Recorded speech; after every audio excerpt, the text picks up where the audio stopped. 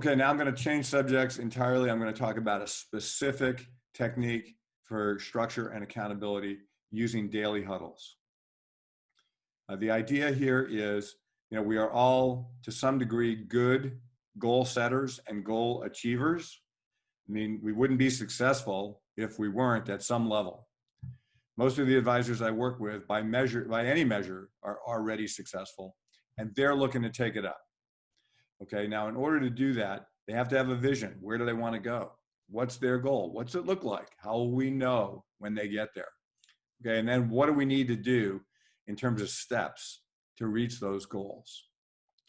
And so one of the things that I've been working on with the teams that I work with for probably the last couple of months is a concept called daily huddles.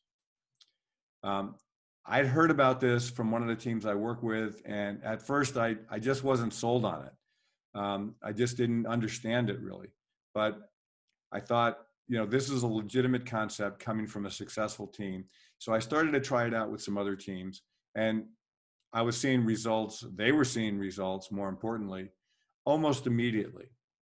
So what's this all about? The idea here is kind of a question. What would life be like if you knew that everybody on your team was working on a key business priority every day of the week? Something to move that business forward. I don't necessarily mean client work, more in the lines of working on the business. Now, there'll be a template that goes along with this talk. I'm not sure where it's going to be. I may put some slides in after I record the video, but either way, there'll be a template available for you that you can use for your huddles. And the template is a way of ensuring that the team, everybody on the team, is working on something important in the business. Okay, I'm going to talk about the template first, what's on it. Then I'm going to talk about some tips about the template. So the template itself is really simple. It's got three parts to it. It's got wins, so successes. It's got priorities, so usually one or two things. And then it's got roadblocks, or places where people might be stuck. Okay. So let's talk about the purpose of these three sections. Your wins or your successes. Now, I've seen advisors do a couple different things with these. Sometimes they're just general, like we interviewed a new client and agreed we're a good fit. That could be a win. But I think in your huddles, what you want to report on is your win should be directly related to yesterday's priority. So for example, let's say I'm an advisor and I know I need to do a better job at collecting form information on my clients and getting it into our CRM system so the rest of the team knows what's going on with our best clients. Okay, it's a struggle for me because I usually get called in a different direction, maybe 50 different directions, and I never get to it. So I might set my priority today to get form information on 3 of my AA clients. Okay, if I do that tomorrow, my win should be I completed all 3 of those tasks. I got them done. Okay, another example, maybe this is for someone on your team. Their priority might be complete a PFO for a AA client. Okay, next day they might report a win. I was able to get almost all the documents I needed together for the PFO, and now I just need to turn my attention to getting documents for the client. Okay, so the win is directly related to the priority. In terms of your priorities, be specific. I have had several teams when we started out doing huddles where some people on the team would just come with their to-do list, and they would just simply hold it up and say, my priority today is to keep working on my to-do list. Okay, we want to be more specific. I want to know who or what specifically are you working on and why is it important? If it's client work, for example, what's the client's classification? Are they a AA or a AAA? In this particular case that I'm just referencing, people on the team were on their to-do list. They had a lot of clients who were C's and D's that they were working on.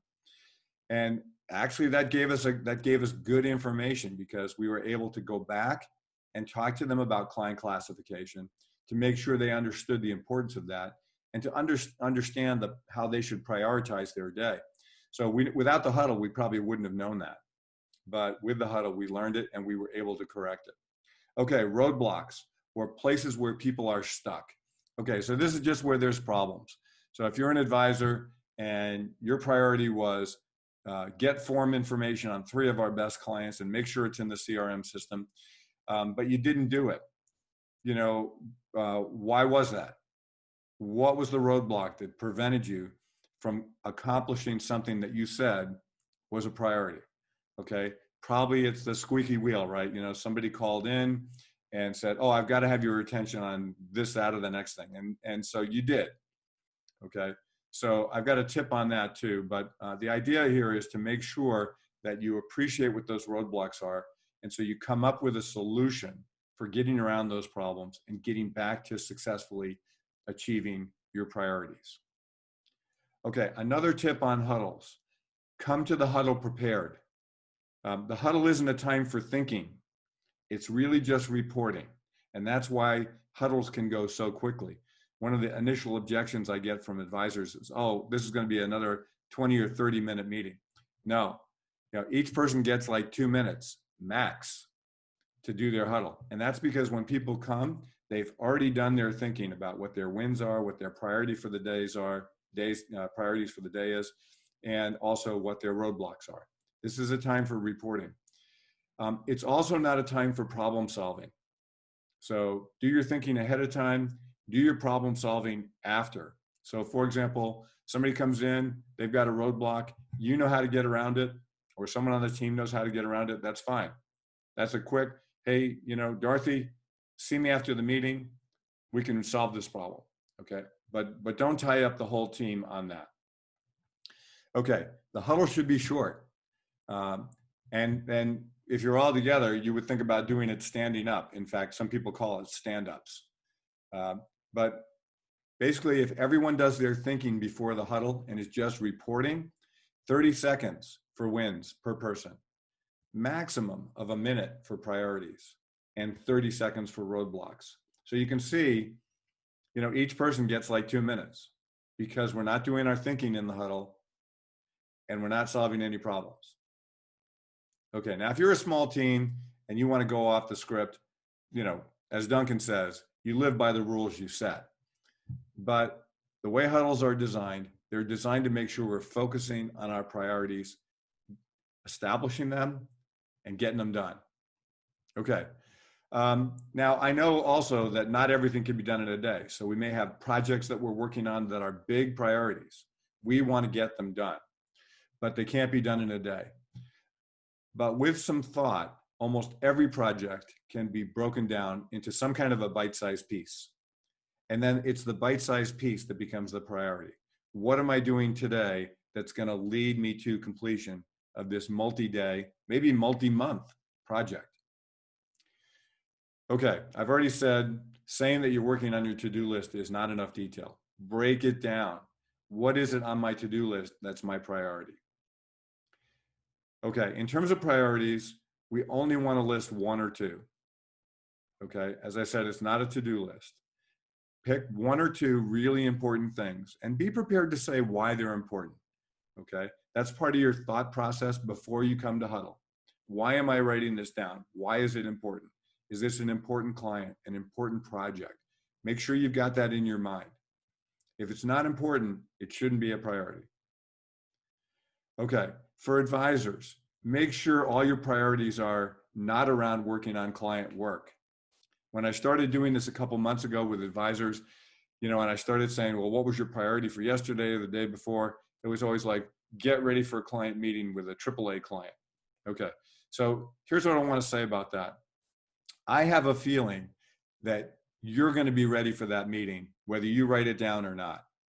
Okay, client work is usually pretty deadline driven. Like, I have a meeting with them on Friday, so it's got to be done. The things that don't have deadlines oftentimes are some of the most important things to the future of your business. Longer term goals that you're trying to accomplish in your business. Okay, and so mostly those get pushed aside by the urgent. So the huddle is essentially a way of bringing those back into view, right in front of you, right? With a scorecard the very next day. Hey, I did it. I didn't do it. Okay. All right. Now, because we know that things get pushed aside, what's a strategy for preventing that? And here's something that a number of advisors are starting to use because they recognize this problem, right? As soon as they get out of huddle, they've got something else they got to get to because it's important and it's urgent. Okay, so here's what I've suggested to them. Block your calendar, okay? Calendar blocking is not new, okay? But in this case, I think it can be really effective. So have your huddle. Now, what does that mean? That means you spent 5 or 10 minutes thinking about what your priority is for the day, what it should be. It's not always about client work, so sometimes you're going to be working on your business priority. Block your calendar after the huddle for an hour or a half an hour or 45 minutes or whatever time works for your schedule, and just work on your priority right after the huddle. Okay, so you get it done, you get it out of the way, and you get a win. First thing, the impact can be huge. Advisors are telling me that in a relatively short time, I mean, less than 8 weeks, they're already seeing a massive increase in communication on the team. The team is reporting back a lot more structure and accountability and a lot more happiness because they've got direction. They know what's important. They know that what they're working on are some of the most important things that they can be doing. Okay. And especially as we're all working from home, that becomes even more and more critical to reinforce that. So huddles can definitely do this. Okay, if you have other questions about huddles, let me know. The whole concept of huddles comes from the Rockefeller family and probably before that, but I'm told that the two Rockefeller brothers used to hold their huddle on their walk to work. They'd walk to work, the two of them, and they would say to each other, what's the most important thing we can do to make our business successful today? And then the end of the day, they would walk home and they would say, did we do it? Well, obviously it worked for them. And if it works for them, it'll work for me, it'll work for you. So start thinking about doing huddles. They go every day, same time, not optional. Like I said, if somebody's sick or on vacation, they're excused. Otherwise, they need to be there. They need to be present, have their template filled out. And then the other thing I would say is just keep your templates, right? Hold on to them and take a look at them over time. How much time are you spending working on your business? Do you need to increase that, or are you doing a great job? Okay, so institute daily huddles. It'll help you stay structured, accountable. More importantly, it'll make you massively more powerful in the future. All right, I hope this has all been helpful. Obviously, if there's any questions, feel free to reach out. I hope you have a fantastic future, and thanks for being with me today.